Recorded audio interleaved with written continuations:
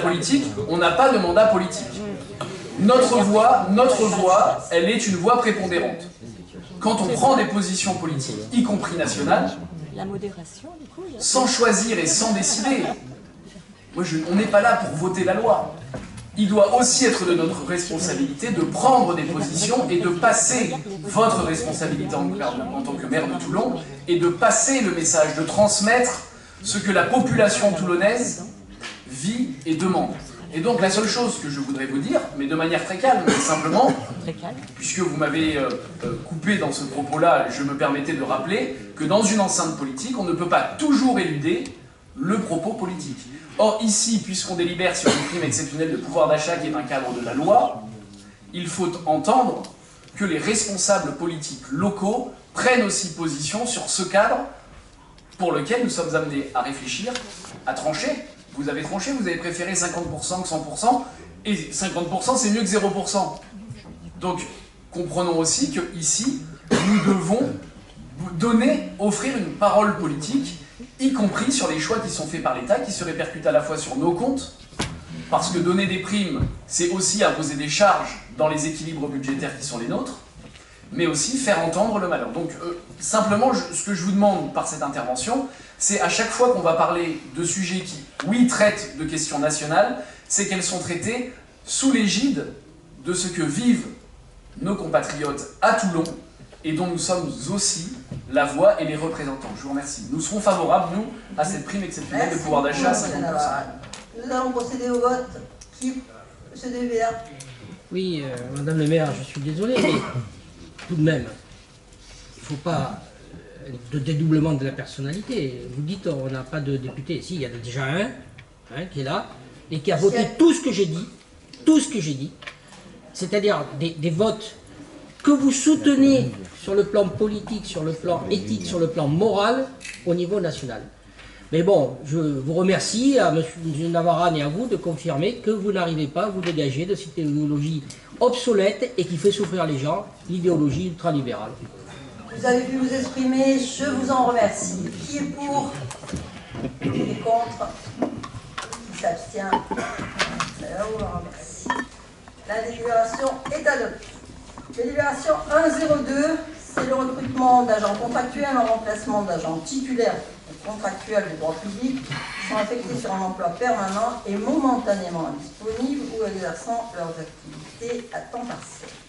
En effet, afin d'assurer la continuité d'un service de qualité rendu à l'usager, la ville de Toulon souhaite pouvoir recruter des agents contractuels en remplacement d'agents titulaires qui sont disponibles du fait de leur état de santé, mais du fait d'avoir pris une disponibilité.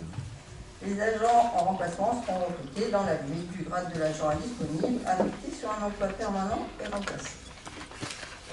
Qui est pour? Qui est contre? Qui s'abstient? La délibération est adoptée. Je vous en remercie. La petite enfance, c'est la délibération 201. Alors, attendez. Donc, avant la présentation du dossier, Madame Audibert, Madame Andréotti, Madame De Palin sortent de la salle du conseil municipal et ne participent pas au vote.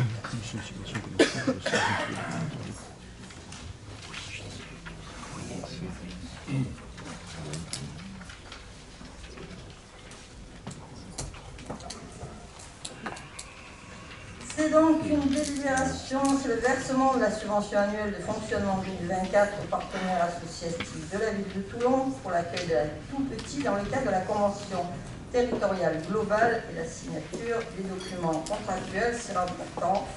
Vous avez donc la liste des associations partenaires avec un montant total pour 2024 de 284 301,66 avec une augmentation de 2%. Vous allez me dire que c'est moins que l'année dernière et ça correspond à la fermeture de la crèche Saint-Jacques qui fermera fin juin 2024 et la fermeture de la crèche Les Petits Écureuils et la création de 3 places supplémentaires à Saint-Denis. Voilà pourquoi les subventions sont légèrement en baisse. Qui est pour? Qui s'abstient? Qui est contre? La délibération est adoptée. Elles peuvent re-rentrer.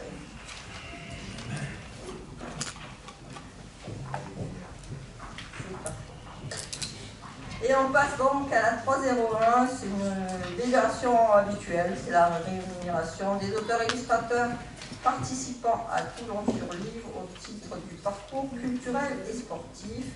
C'est donc pour 32 classes de CP au CM2 qui vont découvrir et travailler au fil de plusieurs séances avec les auteurs Marie-Louise Masson, Florence Langlois, Alex Bloudard, Bertrand Pompili, Chamiga. Et on a dû vous montrer, je ne pense pas que ça passe polémique. Il est pour, il est contre, il s'abstient. La délibération est adoptée, je vous en remercie. La 302. Alors, c'est l'attribution de subventions aux 42 associations ou coopératives d'écoles pour le financement des classes transplantées des écoles toulonnaises.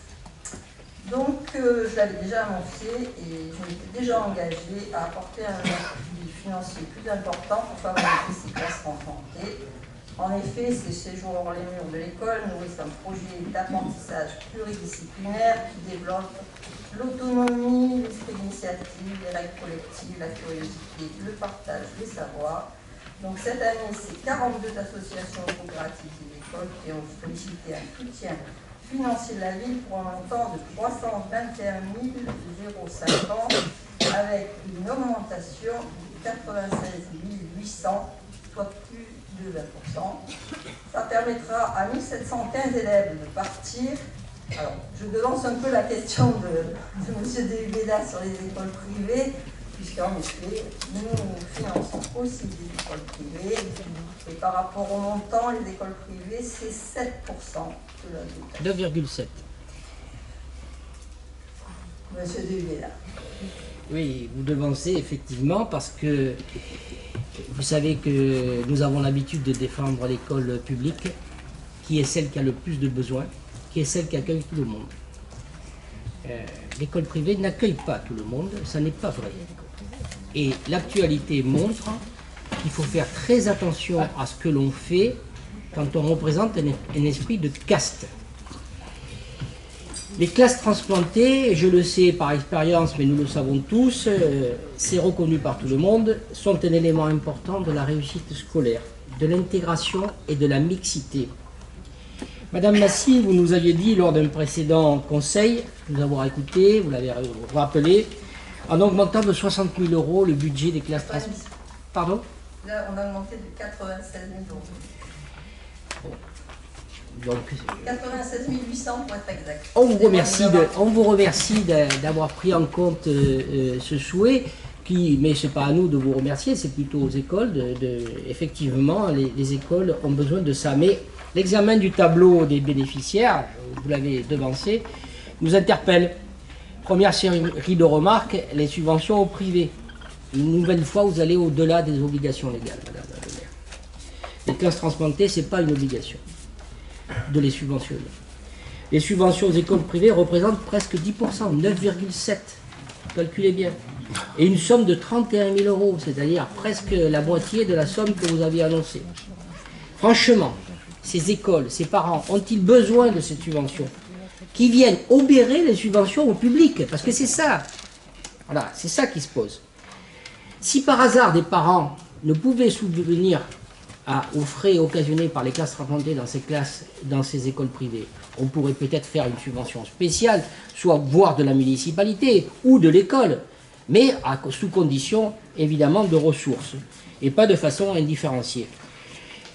Dans un moment où se fait jour l'esprit de caste et la morgue d'une ministre qui va continuer à démolir consciencieusement l'école publique, a-t-on besoin d'en rajouter ici à Toulon pour dire stop à l'assistanat aux plus riches, stop à la ségrégation sous toutes ses formes et oui à l'école de la République. Donnez plus à ceux qui en ont vraiment besoin. C'est ça l'équité, c'est ça la République. Deuxième série de remarques, la procédure de demande. Nous approuvons la demande, la recherche d'égalité entre organismes, notamment entre l'ODEL et les autres, qui a conduit à ce que tous les dossiers soient constitués de la même manière. Mais cela a conduit à une complexification des dossiers qui gêne les directeurs déjà accablés de tâches. Là aussi, c'est plus facile pour les institutions privées qui ont des employés pour le faire. Ne serait-il pas possible d'aider au mieux les directeurs? En commission, et je remercie les agents, il nous a été dit que les services peuvent aider. Mais les directeurs, les directrices le savent-ils complètement? Ne pourrait-on pas simplifier au maximum l'élaboration de ces dossiers de façon à aider les écoles publiques à accéder à ces subventions? Une nouvelle fois, nous vous demandons, Madame le maire, d'infléchir votre politique en faveur de l'école publique. Nous n'avons rien contre l'enseignement privé, mais nous voulons la justice sociale. Pour autant, nous allons avoir droit pour notre part au couplet d'accusation du Rassemblement national en défense de l'enseignement privé et notamment religieux. C'est normal et c'est notre honneur. Mais ne pensez-vous pas qu'il est temps de cesser de faire une politique qui renforce le Rassemblement national? Ne pensez-vous pas qu'aucun calcul électoraliste ne peut remplacer la justice sociale? En particulier quand ces calculs s'avèrent faux, parce que d'autres bénéficient des orientations actuelles. Je vous remercie. Monsieur de Huveda, c'est quelque chose qu'on a tous les ans, ce genre de discussion. Pour moi, je crois qu'on a une devise qui est liberté, égalité, fraternité. Les parents sont libres de mettre les enfants où ils veulent. Donc, je voudrais le rappeler. J'avais demandé une année plus fraternelle. Je pense qu'on n'y est pas. Mais bon. Et cette année, nous allons considérablement augmenter le nombre d'enfants du public. Quant à aider les directeurs d'école, je vous rappelle que c'est eux qui ont choisi que ça ne passe pas tout par l'ODEL et qu'ils puissent avoir le choix. C'est ça que j'ai dit. Hein. Écoutez, moi je vois les directeurs d'école tous les trimestres. Je fais une réunion de concertation et je fais avec eux. Donc, voilà. Donc s'ils ont besoin d'aide, les services le feront sans problème. Maintenant, je vous rappelle que sur les 1715 enfants qui vont partir cette année, il y a 1643 enfants du public et 72 enfants du privé. Après, c'est une querelle vaine et je crois qu'on a autre chose à faire que les querelles vaines. Monsieur Navarre. Je vous remercie, Madame le maire. Déjà, je suis vraiment désolé parce que quand je vous ai tout à l'heure dit qu'on devait aussi faire de la politique et qu'a priori le ton avait gêné, je voudrais vous dire que je suis un peu désolé parce que je n'avais pas conscience qu'en fait, vous cherchiez peut-être à renforcer le Rassemblement national. Et donc, je voudrais peut-être vous dire merci, puisque c'est ce que semblait dire M. Dehubeda, mais ça m'avait un peu échappé, mais puisque c'est le sentiment de M. Dehubeda, dans le doute, je vous remercie, Madame le maire.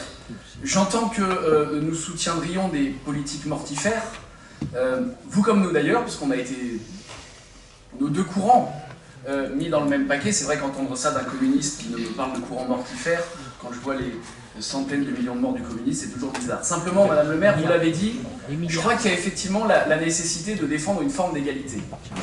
L'argent public dont nous parlons, c'est-à-dire la subvention municipale pour les classes transplantées, ça n'est pas l'argent magique, c'est l'argent issu des impôts des Toulonnais, qui choisissent librement, vous l'avez rappelé, la manière dont ils souhaitent scolariser leurs enfants. Soit ils mettent les enfants dans le public, école publique qu'ils payent avec leurs impôts, soit ils mettent leurs enfants dans le privé, en payant donc l'impôt pour l'école publique et payant la partie non scolaire de l'école privée. Et c'est vrai que là, il y a une question de justice, à partir du moment où on a la possibilité en termes de budget, puisque le choix budgétaire qui est fait par la majorité est d'attribuer une enveloppe, de répondre aux besoins des différents établissements du public. C'est-à-dire qu'a priori, tout de même, ou alors cela a échappé au compte-rendu des réunions avec les directeurs des écoles, il n'y a pas de demande supplémentaire de la part des écoles publiques. Et donc le fait de rajouter dans les dotations que l'on souhaite aux écoles transplantées, une dotation aussi aux écoles privées, avec un argent qui est aussi celui qui a été cotisé par les parents des enfants qui mettent leurs enfants dans les écoles privées, nous apparaît en fait au contraire d'être une forme de ségrégation, une forme de justice. Et donc encore une fois, nous allons pleinement soutenir cela, puisque l'argent des Toulonnais est celui de tous les Toulonnais, puisque le public est servi, l'école publique est servie à mesure de ce qu'elle demande, de ce qu'elle souhaite et de ce qu'elle sollicite, je ne vois pas en quoi il serait injuste et pourrait constituer une ségrégation que d'offrir les mêmes dotations à des enfants qui, somme toute, sont aussi dans un schéma qui est celui de notre pays et de notre communauté nationale et de la communauté des petits-enfants toulonnais. Donc nous soutiendrons cette délibération. Je vous remercie. Monsieur Navarre, monsieur Dehubeda. Oui, ce que vous me dites, Madame la maire, confirme ce que je disais sur sur cette façon de voir la politique municipale et nationale, parce qu'elles sont intrinsèquement liées. Effectivement, tout à l'heure, vous allez au-delà de la loi et vous aidez les écoles privées, donc vous avez l'assentiment du Rassemblement national, c'est bien, mais... On est déjà en campagne. Ouais, apparemment, je pense qu'on a du temps, on va avancer. Si on reprend le vrai mot de la politique, c'est la vivacité. Alors, ne mélangez pas tout, et les campagnes, il y a des lieux pour faire la campagne, et il y a un conseil municipal qui administre la vie de la cité. Comme je le disais, j'en ai pour quelques minutes, madame. Oui, mais ça fait déjà beaucoup, monsieur. Ah oui, beaucoup, énormément. Il y a la pleine lune parce que aussi. déjà, moi j'ai recompté, et excusez-moi, je sais compter, on donne exactement 12 105 € à l'école privée, sur un total de 321 000 €. 31 000 €, madame le maire, c'est le tableau que j'ai eu. 31 000 €. Vous avez le tableau, monsieur. Oui, mais je l'ai, le tableau, Eh ben, vous savez pas en compter. commission. Je suis désolée. Voilà. On fait le compte Merci beaucoup, public. on va arrêter la discussion école privée, école publique, vous avez des lieux pour ça. Hein. Ici, on administre à la vie de la cité, je vous serai reconnaissant. Tout à l'heure, vous n'aviez pas suffisamment d'argent pour augmenter la prime, et maintenant, vous avez suffisamment d'argent pour donner au privé. Eh bien, écoutez, les 12 000 €, je les donne au privé, je l'assume. Et c'est pas pour ça que je suis en URL, je vous rappelle que je suis sans étiquette. Et donc, arrêtez chaque fois de me dire vous avez fait ci, vous avez fait là. Moi, je ne reviens pas sur ce que les communistes ont fait dans les années antérieures. On est devant. S'il vous plaît, respectez. Qui est pour? Qui est contre? Et ça, on va arrêter de se faire la guerre avec qui a voté pour qui a fait ça. On est sur la vie de la cité.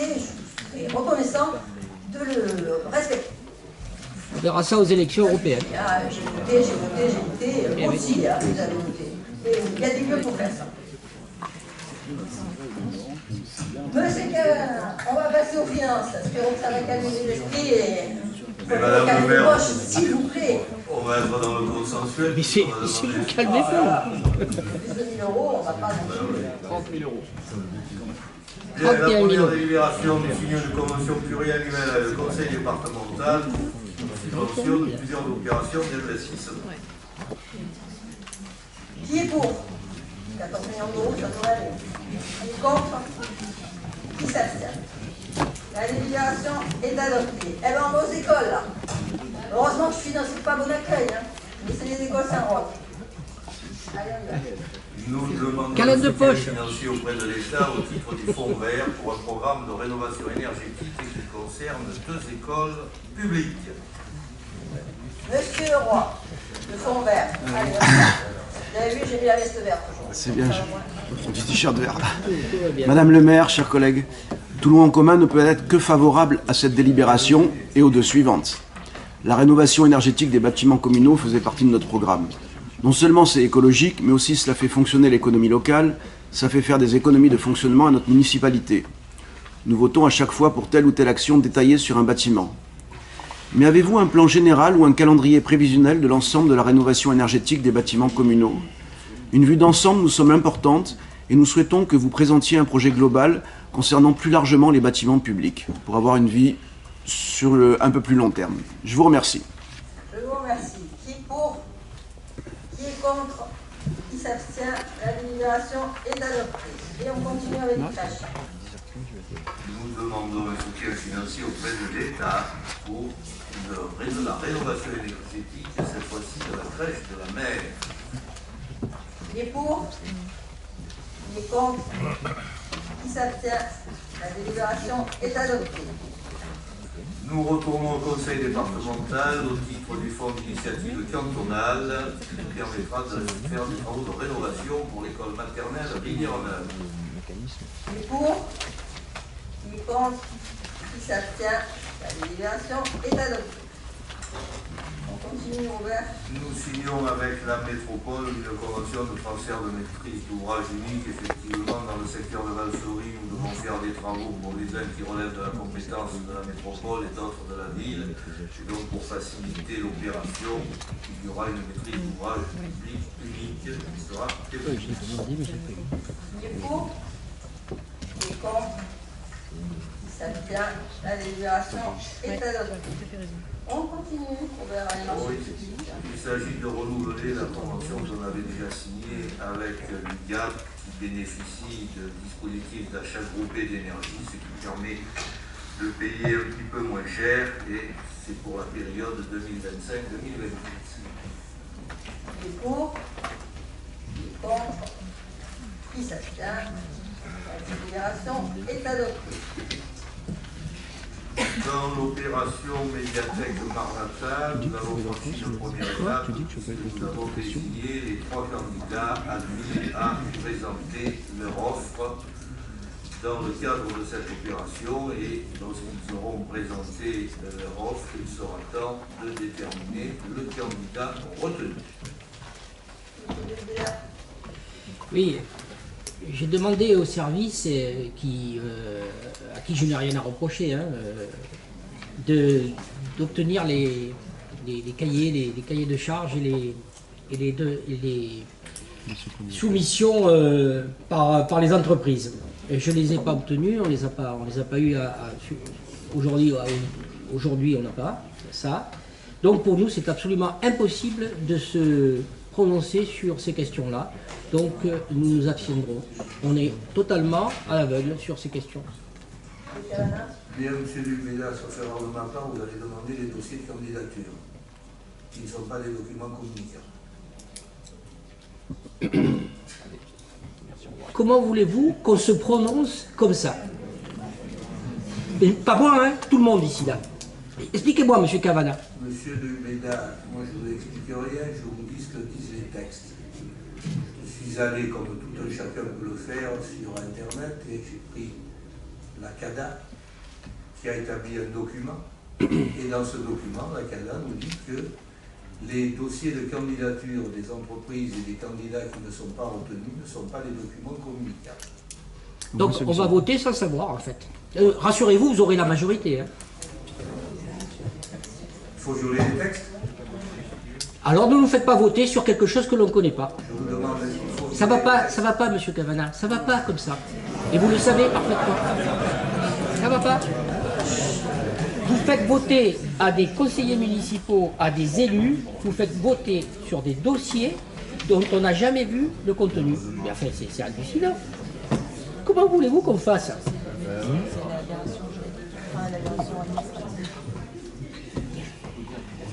C'est la réalité concrète. On ne connaît pas les dossiers et on va voter pour ou contre. C'est extraordinaire. Qu'est-ce que vous voulez que je vous dise? Rassurez-vous, vous aurez la majorité. Hein. Mais c'est pas le débat. On ne peut pas aller au-delà des textes, monsieur Dubéda. Vous êtes légaliste. Vous avez dit que vous ne pouvez pas montrer les dossiers non retenus, mais ceux retenus, on pourrait y avoir accès alors peut-être? Alors pour l'instant, non. Toujours parce que les textes, c'est la loi de 78 sur la communication des documents administratifs, qui énonce que tant que le marché n'est pas signé, tous ces documents sont des documents préparatoires qui ne sont pas communicables. C'est pas moi qui ai voté la loi de 78.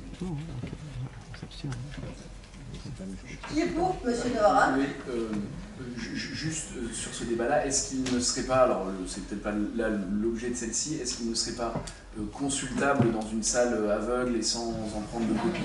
Non, mais je dis ça, on va être très franc, notre groupe, étant le premier groupe d'opposition, nous siégeons en commission appel d'offres, nous n'avons pas eu ce problème-là. Mais donc moi j'en ai juste sur un point réglementaire, il me semble qu'il est juste possible, ça n'est pas communicable, mais à des élus de consulter sans pouvoir en prendre ni copie ni extrait, et je crois que ça n'est qu'à l'attribution du marché où à ce moment-là il y a une consultation possible sans communication. Alors,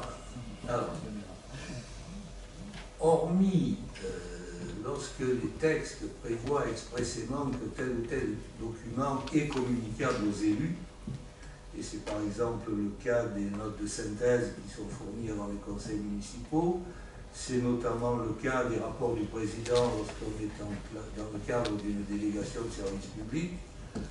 Les élus municipaux n'ont pas plus de droits que les particuliers s'agissant de l'accès aux documents administratifs. Et dans le cadre de cet accès général aux documents administratifs, le premier obstacle, c'est le fait que tant que le marché n'est pas signé, c'est un document préparatoire qui en tant que tel n'est pas communicable.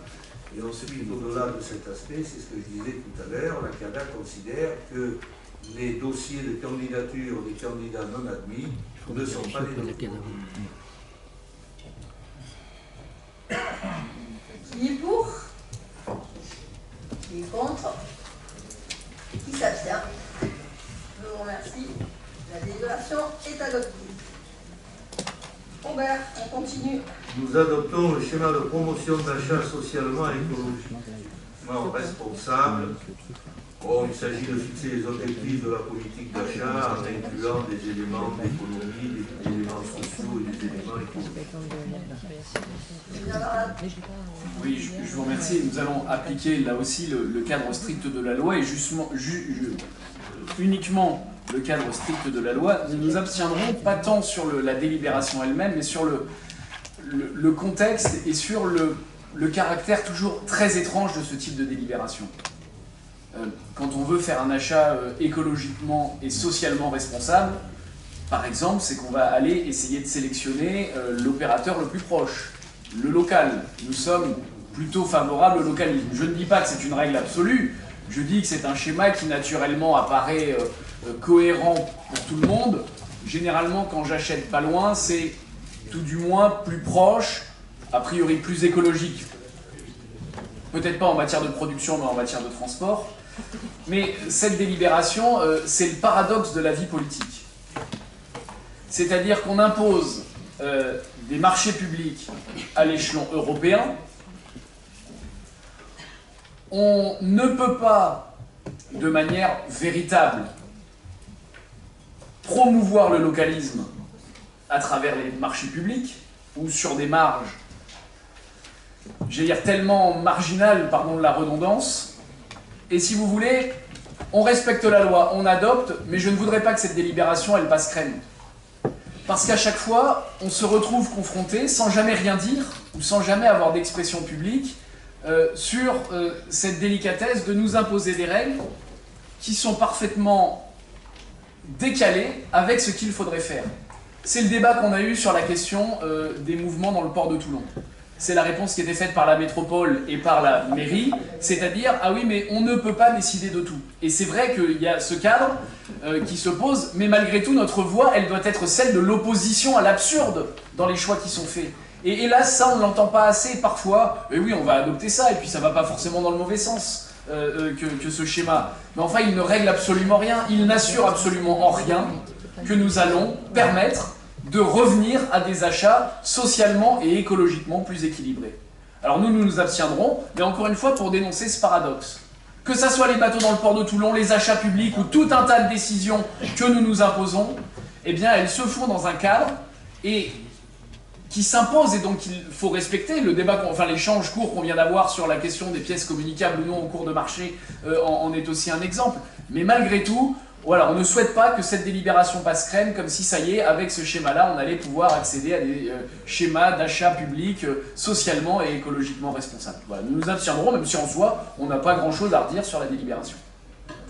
Non, juste deux mots pour dire que bon, vous avez mis l'accent sur l'aspect du localisme et l'interdiction de prôner le localisme au regard du code de la commande publique. Il n'y a pas que ça dans ce document, d'autant que ce document n'était pas dans l'obligation de le faire. Puisque ce document est obligatoire lorsqu'on a 50 millions d'euros d'achat public par an, nous en sommes à 48. Donc on n'avait aucune obligation légale de faire ce document. Simplement, ce document, il est destiné d'une part à l'ensemble des services de la commune, pour que tout le monde marche sur le même rythme et que tout le monde prenne en compte l'ensemble des paramètres qu'il y a lieu de prendre en compte, c'est-à-dire d'avoir des réponses au marché public que l'on lance, de tenir compte de la capacité financière de la commune, de tenir compte d'un certain nombre d'éléments qui sont l'écologie ou l'insertion par le travail. Alors, tout ce qu'il y a dans ce SPASER, tous les éléments qui sont condensés dans ce SPASER, on les mettait déjà en œuvre depuis plusieurs années.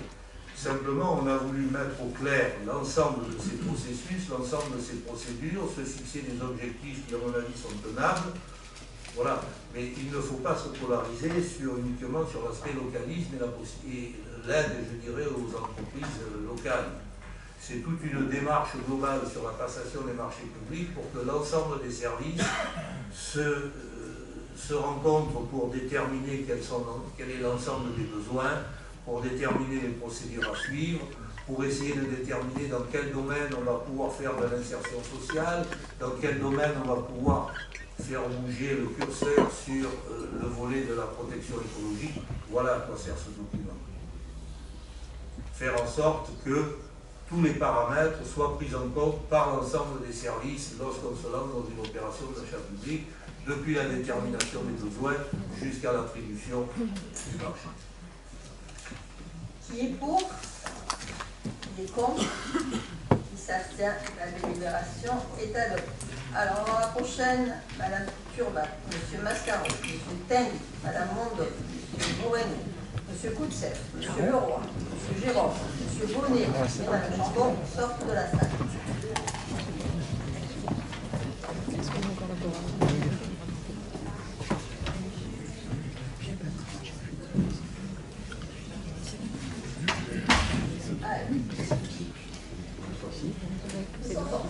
Bon, nous signons, on l'a déjà fait pour le Zénith avec la clôture de l'espace primaire. Il y a lieu de remplacer des fauteuils dans l'amphithéâtre ici du Palais des Congrès Neptune. Ces travaux incombent à la ville, mais il est bien évident que la société publique locale qui gère le Palais Neptune est mieux à même que nous de déterminer les dates et les modalités. Et donc, nous signons avec elle une convention de maîtrise d'ouvrage pour qu'elle prenne en charge la direction des travaux. Qui est pour? Qui est contre? Qui s'abstient? La délibération est adoptée. Ils peuvent rebondir.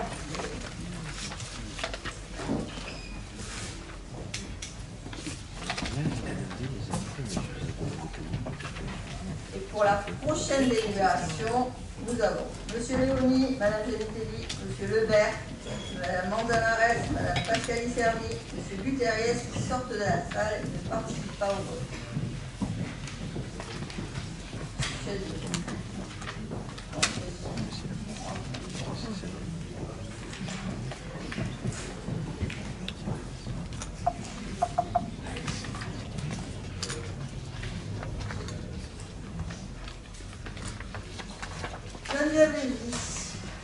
Oui, merci Madame le maire. Le syndicat intercommunal de secours et de lutte contre l'incendie est propriétaire d'un bâtiment situé 357 route de Marseille à Olioul. La commune souhaite l'acquérir à l'euro symbolique afin d'y maintenir la mise à disposition de l'association départementale de la protection civile. Qui est pour? Qui est contre? Qui s'abstient? La délibération est adoptée. Ils peuvent revenir.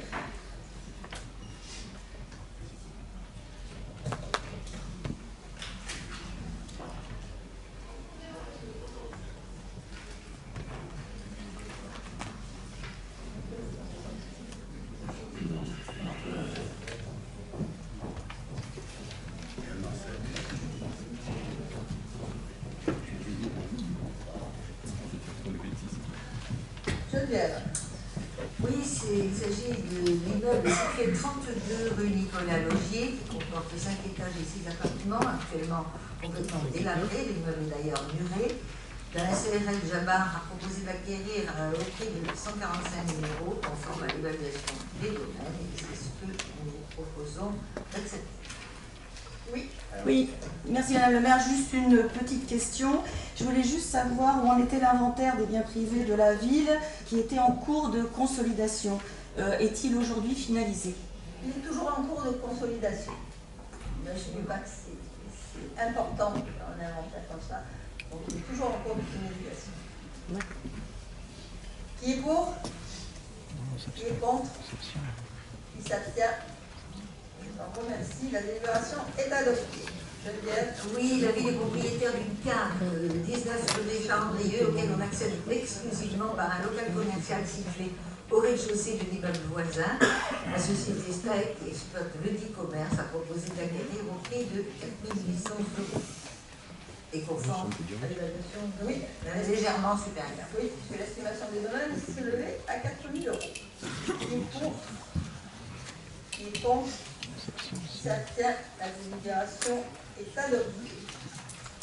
La suivante. Oui, dans le cadre des travaux de réalisation d'un bassin de rétention à Siblas, à côté de l'école primaire, La métropole a identifié une parcelle au 464 qui appartient à la ville. Il convient de signer une convention de superposition du domaine public sans transfert de propriété. Et à l'issue des travaux, la métropole procédera à la reconstruction des infrastructures sportives. Qui est pour? Qui est contre? Qui s'abstient? La délibération est adoptée. Nous allons passer à la culture, amiral. Madame le maire, la délibération suivante concerne l'autorisation de signature d'une convention de partenariat entre la ville de Toulon et le CRIA, c'est-à-dire le Centre de ressources illettrisme et analphabétisme de la région PACA, de façon à permettre la meilleure prise en compte des personnes qui sont dans ce cadre-là, illettrées ou analphabètes dans nos médiathèques. C'est une convention sans incidence financière. Très bien. Qui est pour? Qui est contre? Qui s'abstient? La délibération est adoptée. La suivante est toujours avec le même organisme, c'est un cas particulier, puisque l'organisme va mettre à disposition une mallette pédagogique qui s'appelle Pop Alpha et qui permet justement d'aider à la formation de tous les intervenants vers ces personnels en difficulté avec la langue, qu'elle soit écrite ou orale. Et cette mallette permet de tourner entre les médiathèques, voilà, et qui revient à la fin de la convention, c'est-à-dire dans 2 ans, propriété de la ville. Qui est pour? Qui est contre? Qui s'abstient? La délibération est adoptée. La 3203. Il s'agit d'une autre convention, mais avec une convention de partenariat entre la ville de Toulon et l'association Archaos, une association loi 1901, et qui s'intéresse tout particulièrement aux personnes dites en situation précaire. Il s'agit donc d'un partenariat entre la ville de la médiathèque et avec cette association pour mener des actions d'accueil, des ateliers, des accueils adaptés au personnel d'Archaos, que ce soit en médiathèque ou que ce soit dans les locaux ou ailleurs d'ailleurs de cette association. Qui est pour? Qui est contre? Qui s'abstient? La délibération est adoptée. Dominique Andréouti sur les actions sociales. Madame le maire, mes chers collègues, je suis ravie de vous présenter cette signature de convention de partenariat avec l'EFS PACA Corse, l'Union départementale des associations de dons de sang bénévoles. Cette EFS est l'opérateur unique de la transfusion sanguine. Et l'EFS avait signé une convention avec l'Association des maires de France pour favoriser le don de sang dans les communes. Dans un contexte malheureusement d'augmentation des besoins en transfusion et une baisse du nombre de dons, la ville de Toulon souhaite apporter son soutien à l'EFS dans cette mission. L'Union départementale des associations pour le don de sang représente les intérêts et les droits des donneurs de sang bénévoles dans une éthique que je rappelle que sont bénévolat, volontariat, anonymat et non-profit des produits sanguins. L'engagement de la ville de Toulon consiste en une mise à disposition gracieusement de salles municipales, de diffusion de l'information sur le don du sang, sur les lieux et dates des collectes et sur le soutien à l'EFS pour l'organisation et la promotion des collectes de sang, valorisation des donneurs. Nous pouvons tous en avoir besoin. Je vous remercie. Qui est pour? Qui est contre? Qui s'abstient? La délibération est donc adoptée. Monsieur Mahali. Oui, je vous remercie, Madame le maire, mes chers collègues. Mes chers collègues, nous attribuons des subventions dans le cadre de la campagne de rabattement de façade pour la période 2022-2025 sur le quartier Clipon du Las et plus précisément sur la ligne Quinquelcor. Qui est pour? Qui est contre? Qui s'abstient? Délibération est adoptée. Luc. Madame le maire, chers collègues, il s'agit de la signature d'une convention entre le commandant en chef pour la Méditerranée, la ville de Toulon, la métropole et les sociétés Géolite et Saint-Hélicoptère. Et cette convention est relative à la mise en œuvre d'aéronefs évoluant avec ou sans pilote à bord, essentiellement pour les besoins de reconnaissance géotechnique liés à la sécurité des personnes et des biens sur les pentes du Phare. Qui est pour? Qui est contre? Qui Qui s'abstient? Délibération est adoptée. Allez, un peu de sport, monsieur Beaumont. Merci Madame le Maire. Cette délibération a pour objet la signature d'une convention tripartite entre le comité départemental des élèves, le collège de la Marquisane et la ville de Toulon, qui permettent l'utilisation des équipements sportifs municipaux par ce collège dans le cadre du dispositif 2 heures hebdomadaires supplémentaires de activités sportives pour les collégiens. Qui est pour? Qui est contre? Qui s'abstient? La délibération est adoptée. Alors, monsieur Guterres sort de la salle du conseil municipal.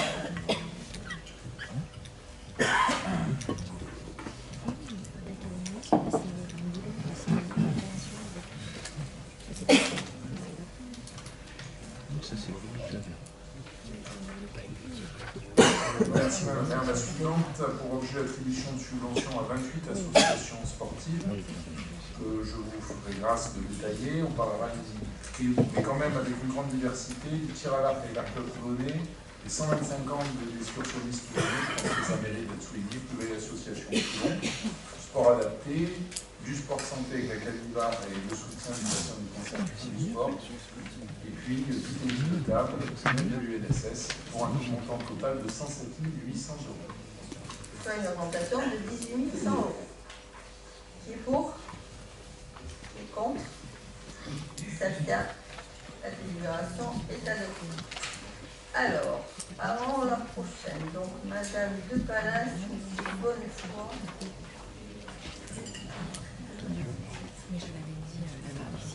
Madame Sophie.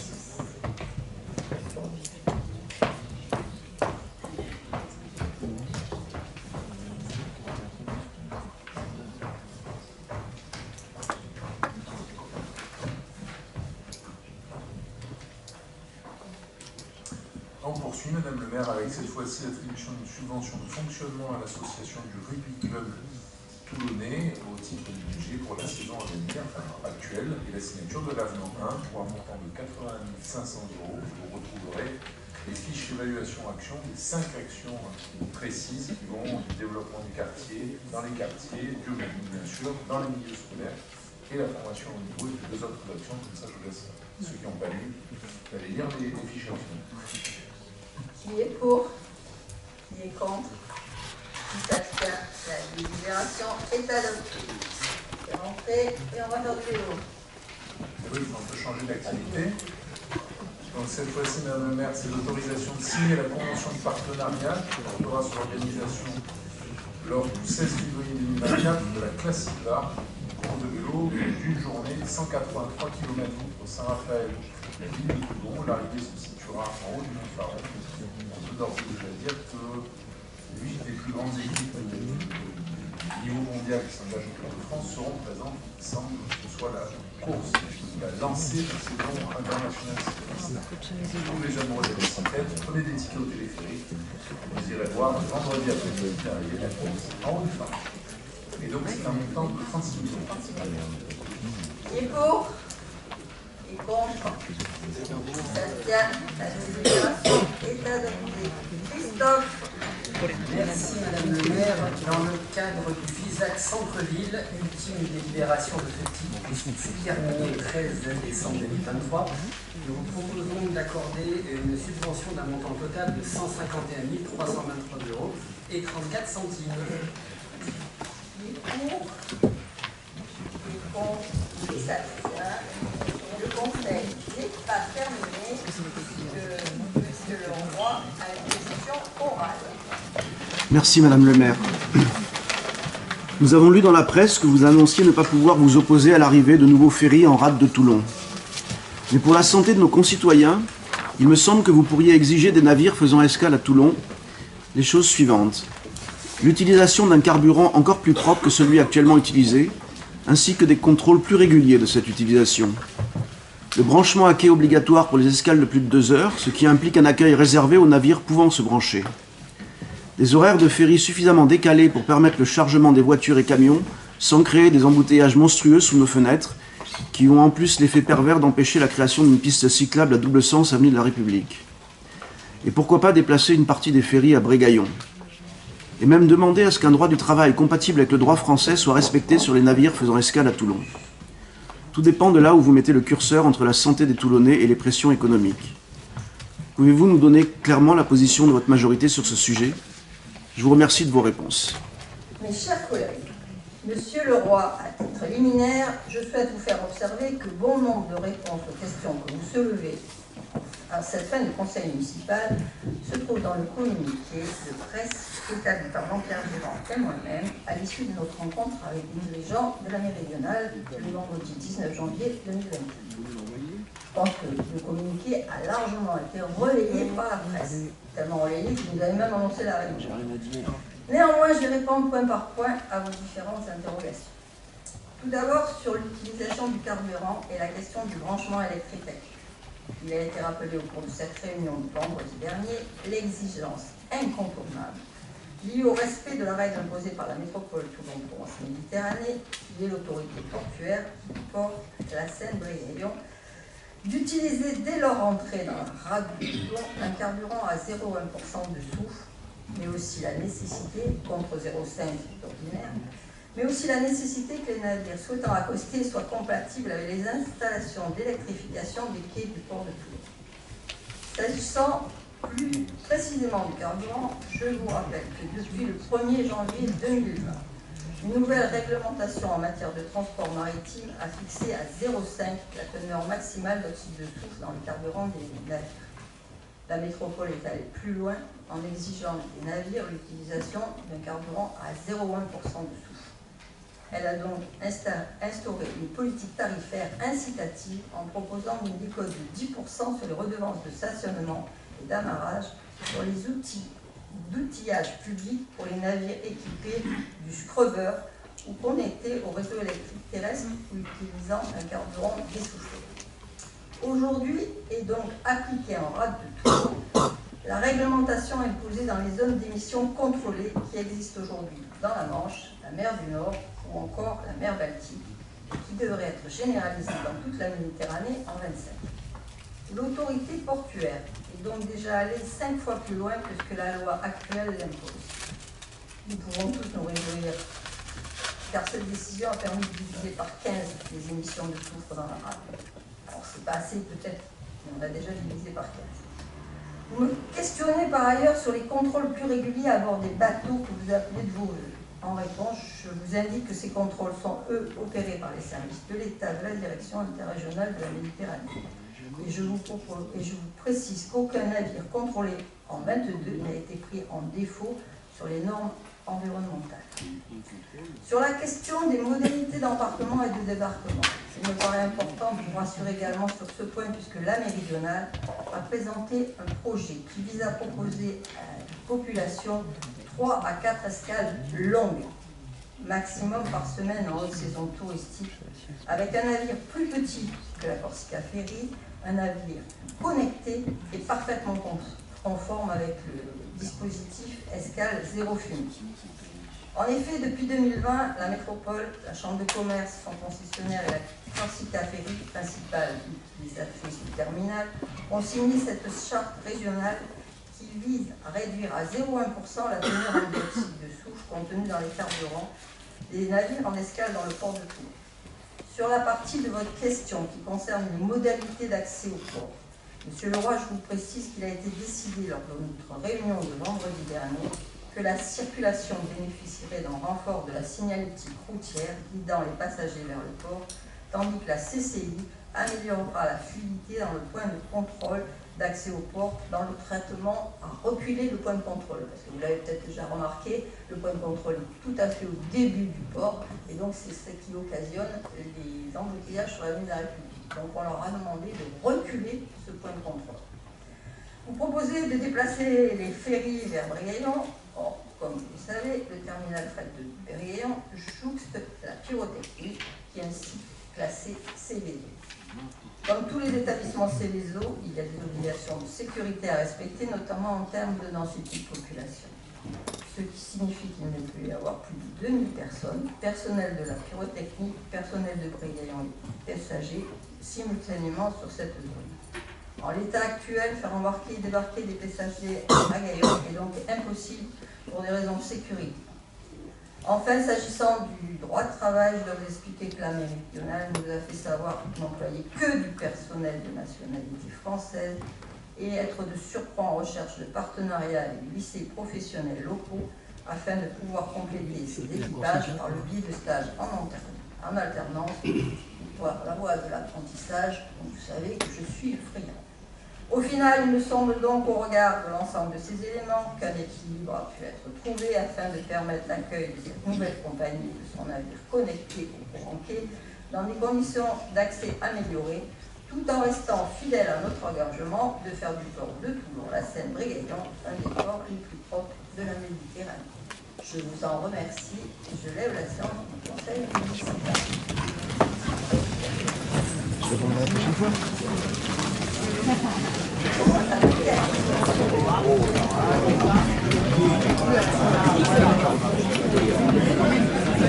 Robin, sidéré.